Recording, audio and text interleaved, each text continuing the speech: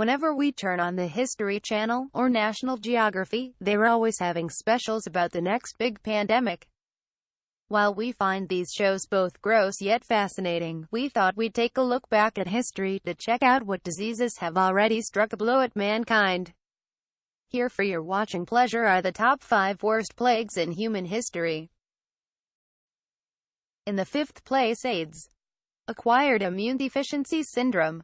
AIDS has led to the deaths of more than 25 million people since it was first recognized in 1981, making it one of the most destructive epidemics in recorded history. Despite recent improved access to antiretroviral treatment and care in many regions of the world, the AIDS epidemic claimed approximately 3.1 million lives in 2005, an average of 8,500 per day, of which 570,000 were children. UNAIDS and the WHO estimate that the total number of people living with the human immunodeficiency virus, HIV, has reached its highest level. There are an estimated 40.3 million people now living with HIV. Moreover, almost 5 million people have been estimated to have been infected with HIV in 2005 alone. In the 4th place, malaria. Malaria causes about 400 to 900 million cases of fever and approximately 1 to 3 million deaths annually. This represents at least one death every 30 seconds. The vast majority of cases occur in children under the age of 5 years. Pregnant women are also especially vulnerable. Despite efforts to reduce transmission and increase treatment, there has been little change in which areas are at risk of this disease since 1992. Indeed, if the prevalence of malaria stays on its present upwards course, the death rate could double in the next 20 years. Precise statistics are unknown because many cases occur in rural areas where people do not have access to hospitals or the means to afford health care.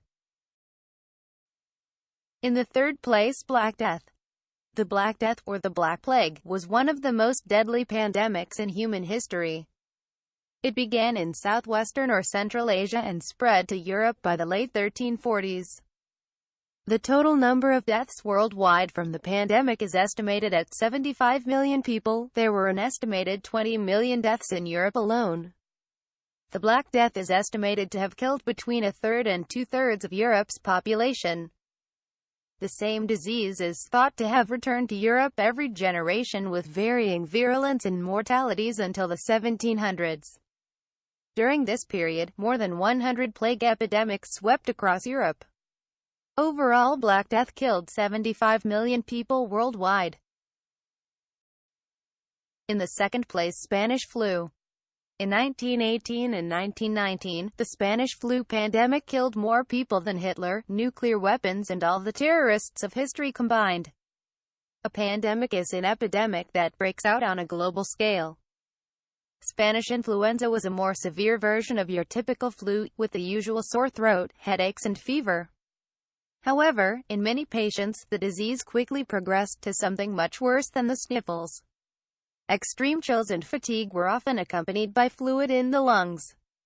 One doctor treating the infected described a grim scene.